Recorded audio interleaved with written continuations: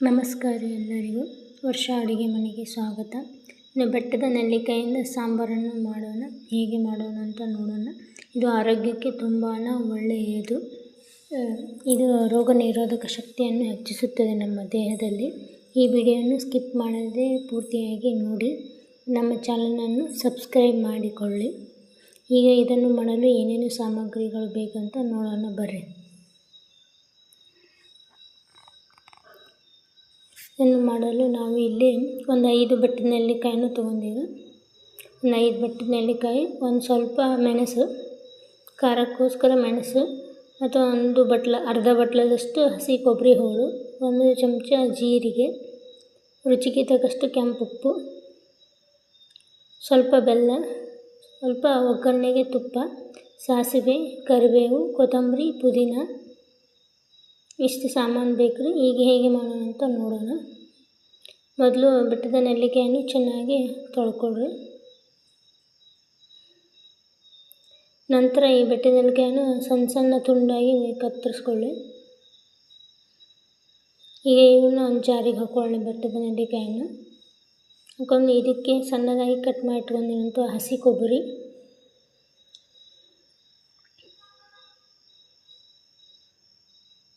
ಸ್ವಲ್ಪ ಜೀರಿಗೆ, ಒಂದು ಅರ್ಧ ಟೇಬಲ್ ಸ್ಪೂನಷ್ಟು ಜೀರಿಗೆ, ಮತ್ತು ಈಗ ಸಾಂಬಾರಿಗೆ ಬೇಕಾದಷ್ಟು ಉಪ್ಪು ಹೀಗೆ ಹಾಕ್ಕೊಳ್ಳಿ. ಮೆಣಸು ಇಷ್ಟು ಪೂರ್ತಿಯಾಗಿ ಹಾಕ್ಕೊಳ್ಳಿ.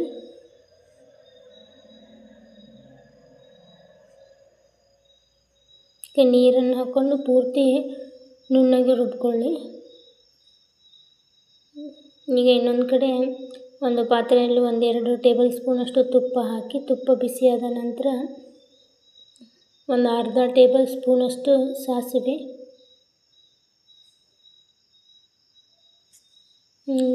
ಚಟಪಟ ಅಂತ ಸಿಡಿದ ನಂತರ ಜೀರಿಗೆ, ಸ್ವಲ್ಪ ಹಸಿ ಕರಿಬೇವು, ಇದು ರುಬ್ಬಿಟ್ಕೊಂಡಿರುವಂಥ ಮಿಶ್ರಣ,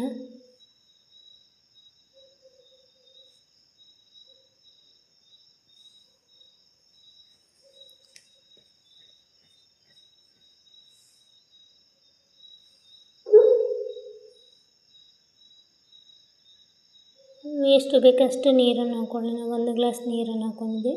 ನೀವು ಜಾಸ್ತಿ ಸಾಂಬಾರು ತಿಳಿಬೇಕಂದ್ರೆ ನೀರನ್ನು ಜಾಸ್ತಿ ಹಾಕ್ಕೊಳ್ಳಿ. ಸಾಂಬಾರು ಸ್ವಲ್ಪ ಗಟ್ಟಿ ಬೇಕಂದ್ರೆ ಸ್ವಲ್ಪ ನೀರನ್ನು ಕಡಿಮೆ ಹಾಕ್ಕೊಳ್ಳಿ.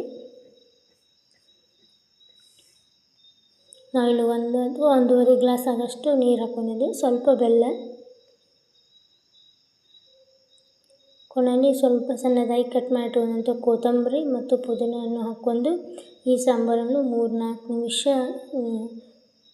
ಪೂರ್ತಿ ಲೋ ಫ್ಲೇಮಲ್ಲಿ ಚೆನ್ನಾಗಿ ಕುದಿಸ್ಕೊಳ್ಳಿ.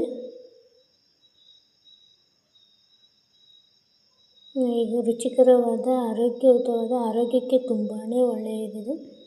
ಬೆಟ್ಟದ ನೆಲ್ಲಿಕಾಯಿಯ ಸಾಂಬಾರು ಈಸ್ ರೆಡಿ. ನೀವು ಮನೆಯಲ್ಲಿ ಮಾಡಿಕೊಳ್ಳಿ. ಹೇಗೆ ಬಂತಂತ ಕಮೆಂಟ್ ಮಾಡಿ ತಿಳಿಸಿ. ಈ ನೆಲ್ಲಿಕಾಯನ್ನು ತಿನ್ನೋದ್ರಿಂದ ನಮ್ಮ ಇಮ್ಯುನಿಟಿ ಪವರ್ ಹೆಚ್ಚಾಗುತ್ತದೆ ಮತ್ತು ಕೂದಲಿನ ಆರೋಗ್ಯಕ್ಕೆ ತುಂಬಾ ಒಳ್ಳೆಯದು. Thanks for watching.